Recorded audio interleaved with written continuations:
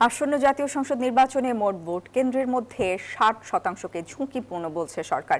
সোমবার সচিবালয়ে আইন শৃঙ্খলা সংক্রান্ত উপদেষ্টা পরিষদ কমিটির বৈঠক শেষে এইসব কথা বলেন স্বরাষ্ট্র উপদেষ্টা।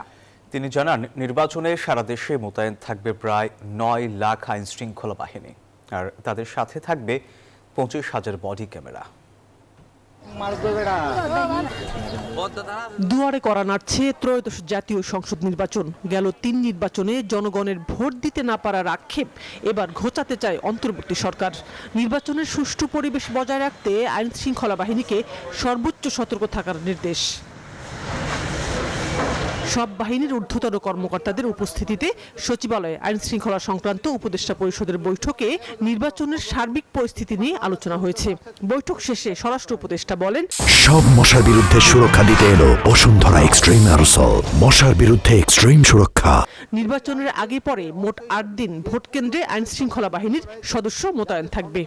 নির্বাচনে আইন শৃঙ্খলা পরিস্থিতি নিয়ন্ত্রণ রাখতে দেশ জুড়ে ২ পর্বে আইন শৃঙ্খলা রক্ষা বাহিনী মোতায়েন করা হবে।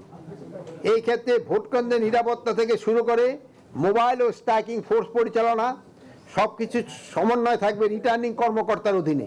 শান্তি শৃঙ্খলা রক্ষায় police, border guard Bangladesh, Ansar, VDP, coast guard সহ স্থানীয় বেসামরিক প্রশাসনকে সহায়তা দিতে in aid to civil power আওতায় সশস্ত্র বাহিনী সদস্যদের মোতায়েন থাকবে।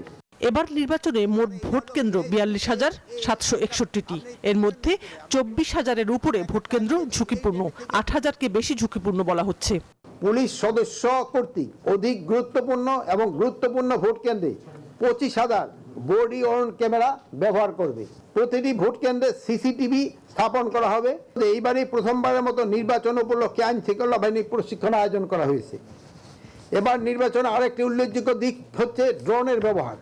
নির্বাচনে বাধা সৃষ্টিকারীদের ছাড় না দেওয়ার নির্দেশনা দিয়ে স্বরাষ্ট্র উপদেষ্টা বলেন, নির্বাচনের আগেই লুট হওয়া সব অস্ত্র উদ্ধারের চেষ্টা করা হচ্ছে।